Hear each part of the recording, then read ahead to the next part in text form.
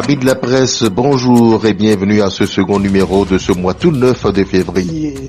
Voici ce que donne à lire à la page d'or de la première parution que j'ai sous les yeux ce 2 février 2022. C'est l'autre quotidien qui me donne à lire en manchette: endoctrinement et lavage de cerveau dans des lieux de culte, l'extrémisme religieux à nos portes, s'inquiète le journal. Première réunion annuelle de la municipalité de Cotonou, Luc Atropos affûte ses armes pour de nouveaux défis de management, laquelle le journal présente dans son numéro du jour. Réaction d'une parlementaire béninoise au sujet des coups d'État, Sedami Mélégan Fagla en appelle à la conscience des dirigeants dans les colonnes de ce journal. Dernier titre avec l'autre quotidien, présentation des vœux au recteur à l'UAC, Félicien Avlessi sensibilise la communauté universitaire aux enjeux du moment. Le potentiel se positionne avec cette manchette: faux dédommagement de présumés propriétaires terriens à Bomé-Calavi. La terre va encore avaler un ancien maire, cadre, élus communaux, personnalités, tous visés par la justice, nous sauf le journal qui dit que plus de 300 parcelles sont sorties des réserves administratives dans cette commune. Deux tribunes publiées dans les colonnes de ce journal ce mardi. La première est titrée Bénin, la corruption entre rites et coutumes, des causes aux solutions. C'est une contribution du sociologue Joël Tchokbe qui pose à la une de ce journal. La seconde tribune a pour titre Le néocolonialisme, la maladie infantile de la France-Afrique. Nous continuons avec le matinal. Réforme structurelle du secteur de la décentralisation, les 7 grands axes de la convention gouvernement ANCB. Coulé dans les colonnes de ce journal. Mise en œuvre du projet Arche à Franco et Ifani, connecté à l'assurance maladie. Les ministres Mpati et Tony Fodé ont effectué le lancement hier, rapporte le journal de l'abattoir. Le pays émergent. Ce journal a fait poser à sa une Dr Nadine Tayo Kokodé et le chef de l'État sous cette manchette. Le Bénin n'est plus un pays où les droits de l'homme sont respectés depuis 2016. L'opposant Dr Nadine Tayo Kokodé porte plainte contre le gouvernement talon devant l'ONU. Les bons détails à propos, c'est dans le numéro de jour de Le Pays émergent. Départ volontaire ouvert au profit d'une catégorie d'agents à la SPE. Bientôt des milliers de chômeurs dans la rue. Tout ça aussi, c'est du hautement social sous le régime talon, se moque le journal visiblement. Scandale à l'université d'Abomey-Calavi, la ministre Ladécan ferme la filière VE2 et met fin à plus de 5 ans d'arnaque et de destruction de l'avenir des étudiants. Le journal donne à lire là-dessus. 33e CAN Cameroun 2021, le président de Chacus à la tête d'une délégation de la FEBEFOOT pour vivre les demi-finales, les finales à Yaoundé. Avec décryptage info, nous avons développement au Bénin, les grands axes du programme d'action du gouvernement 2021-2026 présentés au secteur privé. C'était hier. Agriculture durable. L'INRAB et la mairie d'Abomey-Calavi, même dynamique, et comment c'est expliqué dans le numéro de jour de ce confrère. Renforcement des capacités d'action, appui matériel au centre de santé d'Agbato, dans le 3e arrondissement du Cotonou, c'est signé la mairie de cette ville. Restructuration de la filière orange au Bénin, nous allons vers la fixation d'un prix annuel du kilogramme d'orange, nous informe Décryptage info. Série de coups d'État en Afrique. La Guinée-Bissau s'annonce. La CEDEAO Zaboua trouve le journal. Développement local. La mairie de Cotonou et la Sogema pour l'harmonisation des taxes et redevances à Dantokma. Avec la sirène, nous avons tentative de coup d'État en Guinée-Bissau. Le président Umaro Sissoko a pris le dessus. Plusieurs membres de sa garde ont payé le prix. Ouverture de la plus grande raffinerie de pétrole au monde, au Nigeria, Dangote ouvre la vanne de la souveraineté économique de l'Afrique. Le journal le salue depuis sa une. Après les 10 ans d'échec de la France et ses alliés européens, les jeunes burkinabés et maliennes déboutent les djihadistes. Enseignement supérieur au Bénin, un nouveau bâtiment inauguré à l'université d'Abomey-Calavi.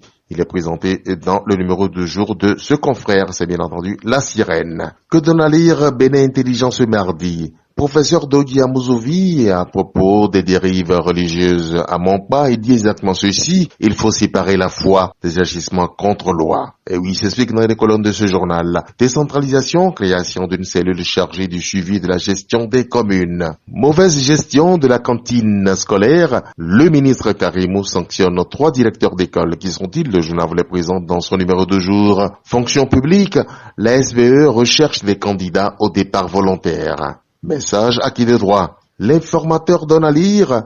Pour réussir le pari de la promotion de l'aquaculture, nous sommes dans le programme d'action du gouvernement 2021-2026, le gouvernement met en route le PROMAC. Le PROMAC, c'est quoi? C'est présenté dans le numéro du jour de l'Informateur. Le journal vous dit tout sur le projet d'envergure nationale. Première réunion de la municipalité de Cotonou pour le compte de l'année 2022. Lucas Tropo annonce un new management au service des Cotonnois. Les détails avec l'Informateur. Le routier met en route boucle ferroviaire Bénin-Niger. Le gouvernement de Patrice Talon change d'approche. Il dit quoi? Le journal l'explique. Supposée maltraitance des Béninoises en République du Koweït. Multitude de témoignages qui plongent l'ONG FIBED. Pour mauvaise gestion des cantines scolaires, 3 directeurs d'école suspendus nous informe ce journal. Drame à Savalou au Bénin, les clarifications du professeur Amouzovi sur le gourou de l'église d'Azaël. Un dernier titre avec le routier, parking pour auto et moto devant la clinique Bioso à Godomé, la vie des usagers du tronçon Ouedonou en danger. Et là, le journal dit ça va pas du tout.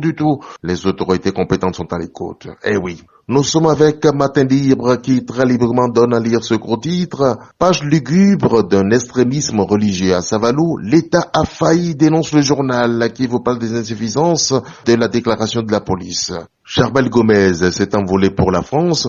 L'objectif de Matin Libre atteint. Et comment? Le journal s'explique dans ses colonnes. Grossesse en milieu scolaire. À Borgou, le phénomène est sous contrôle dans ce département, renseigne ce journal. Alcool frelaté dans la Takora. À qui profite le crime? Le journal donne la réponse dans ses colonnes. Augmentation des salaires. Anselme Mamoussou, le patron de la CSA Bénin, plaide pour le contrôle des prix. Coup d'État dans les pays de la CEDEAO. La réflexion de Luc Martin Onkari, oui. L'avocat publie le fruit de sa réflexion dans les colonnes de Matin Libre numéro de ce mardi. Prix annuel pour le kilogramme d'orange, une première au Bénin grâce à Orana. Salut le journal. La cloche teinte et on entend quoi? Cartographie du réseau des chefs religieux traditionnels au Bénin.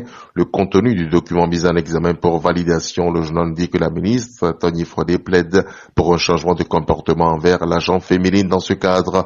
Affrontement meurtrier à Savalou. Manque pas jusqu'où le fanatisme religieux conduit. Le journal nous y conduit. Développement agropastoral. À Bomé-Calavi et l'INRAB envisage un partenariat. Départ volontaire anticipé à la retraite.